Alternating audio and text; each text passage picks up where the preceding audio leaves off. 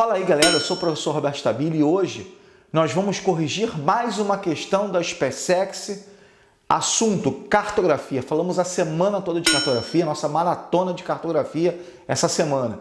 Então são questões de grande importância, sempre cai. Toda prova você tem questão de cartografia. Essa, por exemplo, você não pode errar. É a questão da prova de 2016, questão número 23. Olha só, na tela para vocês. Sobre a projeção cartográfica utilizada na produção do mapa abaixo, é correto afirmar que se refere a uma projeção...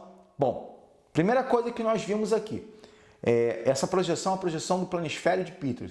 Quando você fala de planisfério, e aí você caracteriza de uma certa forma a posição que ela está sendo projetada, aqui ela está sendo projetada num cilindro, então ela é uma projeção cilíndrica, primeira coisa que a gente tem que matar. Segundo o seguinte, qual é a propriedade espacial que está sendo utilizada? Galera, se você não assistiu a nossa aula de cartografia, esquece. Você não vai matar essa questão. Aquele candidato que foi para a prova sem estudar praticamente nada e não sabe muita coisa de cartografia, ele errou essa questão. Por quê? Já estou falando o seguinte, é uma projeção cilíndrica. Esse é o primeiro passo. E aí, olha só, eu já deixo 3 alternativas para mim. Por que uma projeção cilíndrica? Eu estou representando todo o mapa da Terra. Então as projeções cilíndricas conseguem fazer isso. E por ser um planisfério Peters, um planisfério de Peters, certamente consolida ainda mais a questão da projeção cilíndrica. Agora, qual é a propriedade espacial que ele está utilizando? Que é o seguinte, já tem uma resposta. A primeira resposta é projeção cilíndrica. E a segunda? Por quê? Eu tenho 4 tipos de propriedade espacial. Eu tenho uma projeção conforme, que é a projeção de Mercator, a projeção equivalente, a projeção equidistante e a projeção afilática, que é a projeção de Robson, que é também muito utilizada. Dentre essas duas que eu não falei, ficou equivalente e equidistante. A equidistante é a projeção da ONU.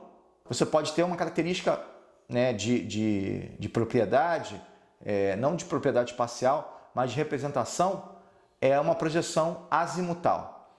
No entanto, quando eu estou falando da projeção de Peters, a projeção de Peters tem uma característica própria dela. A história dela foi a seguinte, é uma projeção do século XX, diferente da de Mercator, que é do século XVI, XV, XVI, para navegação. Então, por isso que a gente chama de Mercator a projeção conforme.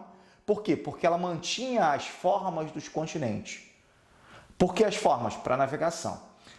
A projeção de Peters, ela faz uma crítica ao subdesenvolvimento. Então, ela mantém o quê?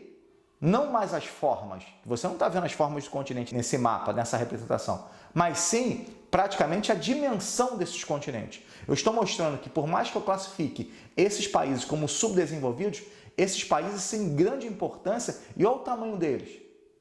E aí, quando eu falo que eu mantenho o tamanho dos continentes, eu falo que é uma projeção equivalente.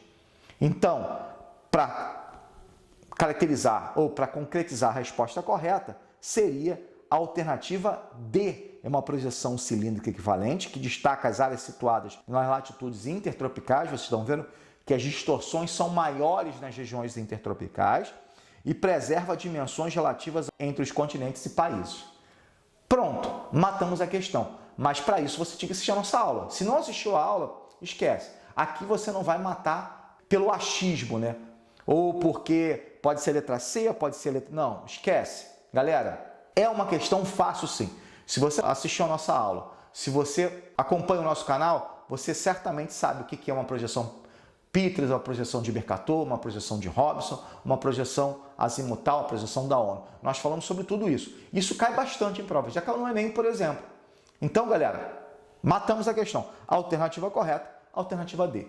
Um abraço, até a próxima correção. Não se esqueça de se inscrever no canal, ativar o sininho, dê lá o joinha pra gente, que é muito importante para a gente manter nosso canal funcionando e trazendo mais questões.